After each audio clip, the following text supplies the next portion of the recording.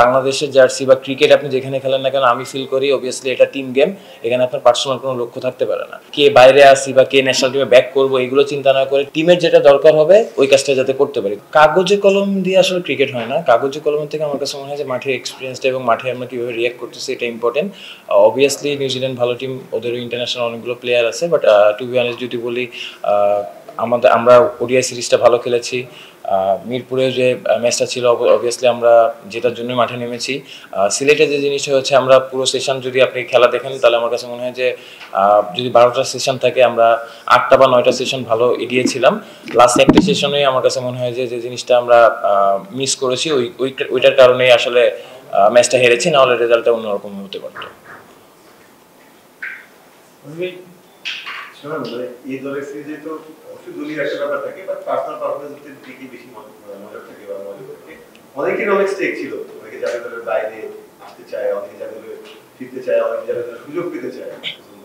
সব মিলে তাদের আপনার পার্সোনাল দিক থেকে বলতে গেলে যারা ছিল এরকম স্টেক যাদের আছে তাদের পারফরমেন্স ওভারঅল দেখতেছেন আমার ভাই আমি সত্যি কথা যখন জানলাম এই টিমের ক্যাপ্টেন স্যারও ছিল, বাবুল স্যার ছিল, আমরা একটা মিটিং করেছিলাম সব প্লেয়াররা মিলে যে আমাদের এই কালচারটা আসলে চেঞ্জ করা উচিত। যে আমরা এই টিমে আসলাম, হয়তো আমি অনেকদিন ন্যাশনাল টিমের বাইরে বা আরেকজন ন্যাশনাল টিমের বাইরে আসছি পার্সোনাল কোনো লক্ষ্য নিয়ে, বাট বাংলাদেশের জার্সি বা ক্রিকেট আপনি যেখানে খেলেন না কেন আমি ফিল করি অবভিয়াসলি এটা টিম গেম।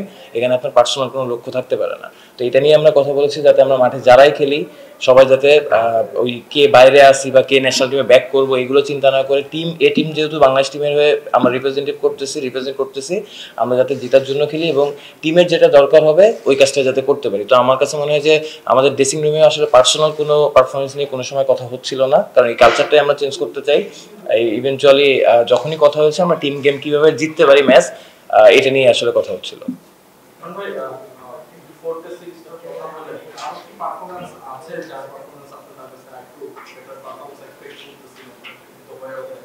না অবভিয়াসলি দেখেন আমি যেটা বললাম ক্রিকেট টিম গেম, হয়তো ম্যাচ হারলে আপনি অনেকগুলো কথায় অনেক উঠাতে পারবেন, বাট আমার কাছে মনে হয় যে জিনিসটা হচ্ছে কারো ইন্ডিভিজুয়াল চিন্তা না করে হয়তো টিম হিসেবে আমার কাছে মনে হয় যে যেটা বললাম যে সিলেটের 1 ঘন্টা বা একটা সেশন আমরা একটু খারাপ খেলেছি, যার কারণে কিন্তু ব্যাকফুটে চলে গিয়েছিলাম।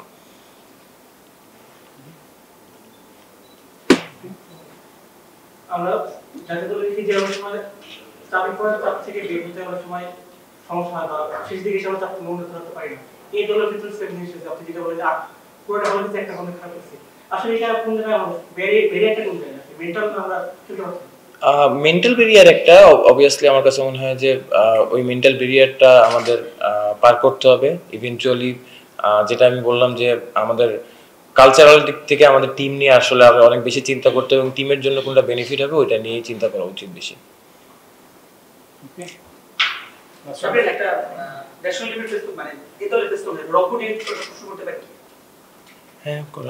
সামনে আসলে জিএসএল ডিফেন্ডিং চ্যাম্পিয়ন অলরেডি সেই ইয়াটাও শুরু হয়ে যাবে, সময়ও খুব একটা আসলে প্ল্যানিংটা যদি প্ল্যানিং আসলে টু বি অনেস্ট আমি এই টিম নিয়ে অনেকদিন ব্যস্ত ছিলাম। লাস্ট 20 ডেজ ওডিআই সিরিজ ছিল, 4 ডে ছিল, তো এইখান থেকে আসলে এখন যাওয়ার পর হয়তো ওইটা নিয়ে প্ল্যানিং হবে। অলরেডি আমি যেটা জানি যে শিডিউল দিয়ে দিয়েছে 10 তারিখ থেকে মনে হয় ফার্স্ট খেলা।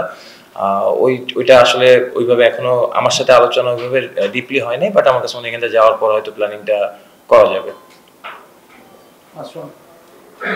সুমন, আপনি বললেন টিম গেম সবাই টিমের কথা চিন্তা করতে, ন্যাশনাল টিমের আপনাকে চিন্তা তেমন কেউ যেন না করে, এটা আপনি অ্যাজ এ ক্যাপ্টেন স্যার। কিন্তু আপনার ক্ষেত্রে you have very good contract with Rangpur riders বা আপনার বিপিএলেও বেশ ভালো কন্ট্রাক্ট আছে।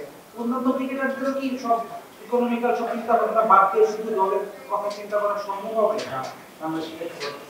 এটাই আমি বলছি যে দেখেন এটা কিন্তু এই কালচারটা আমি বললাম বা আরেকজন বললো করা যাবে না, এখানে সবার হেল্প দরকার। আপনাদের আমাদের যারা আছে আমাদের বাংলাদেশি কালচারে যদি বলি, বাংলাদেশের কালচারের জায়গা থেকে আপনার এই জিনিসটা ইম্পর্টেন্ট, কারণ আপনার যখন অনেকদিন ন্যাশনাল টিমের বাইরে কেউ থাকে, যে জিনিসটা আমি যদি একটা কথা বলি, আমাদের কোচ ছিল শ্রীরাম লাস্ট 22 সালে ওয়ার্ল্ড কাপে মনে হয়, তো ওর কাছে আমি জিজ্ঞেস করেছিলাম যে মানে জিনিসটা কি যে ইন্ডিয়ার যখন ডেবু হচ্ছে একটা প্লেয়ার আসতেছে সমানে রান করতেছে, তো আমরা কোন জায়গায় পিছায় আছি। তো ও আমরা বলছিল যে এটা হচ্ছে মেন্টাল ব্যারিয়ার, কারণ আমরা অনেক কিছু চিন্তা করতেছি যে আমি ন্যাশনাল টিমে খেলতে পারলে কি হবে, না পারলে কি হবে, বা আমি যদি এখান থেকে বাদ যাই কি হবে, আর ওরা চিন্তা করতেছে ওরা আইপিএল বলেন বা ওরা ওইভাবে যেভাবে চলে আসতেছে, ওদের যে স্ট্রাকচার আছে, রঞ্জি খেলতেছে বা যেসব টুর্নামেন্ট খেলতেছে, ওদের কিন্তু আসলে এগুলো ফিউচার নিয়ে বা কি হচ্ছে সামনে এগুলো নিয়ে চিন্তা করার সময় নাই। ওরা আসতেছে, ফ্রিলি খেলতেছে। তো আপনি যখন ফ্রিলি খেলতে পারবেন, আপনার অবশ্যই মেন্টাল ব্যারিয়ারটা ইজি হবে ব্রেক করা।